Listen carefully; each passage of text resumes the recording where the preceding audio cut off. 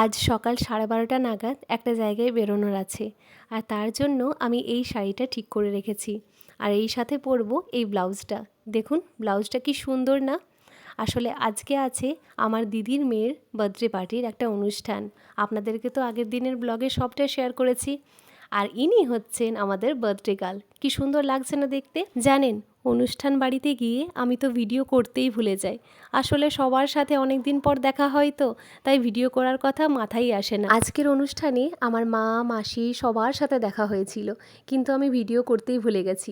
আর এখানে একটা দাদাকে বলেছিলাম, দাদা আমার ফটো তুলে দাও, কিন্তু দাদা তো আমার ভিডিও বানিয়ে দিয়েছে। এবার আপনারাই বলুন তো, এই শাড়িটা পরে আমাকে কেমন লাগছে দেখতে?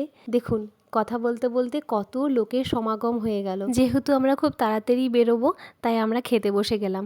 আর খাওয়ার আগে আপনাদের সাথে আমি আমার দিদির আলাপ করিয়ে দিলাম। সব দিকে দেখাশোনা আর সবাইকে অ্যাটেন্ড করতে গিয়ে দিদি আজকে এতটা ব্যস্ত ছিল, দিদির সাথে ভালো করে কথাই হয়নি।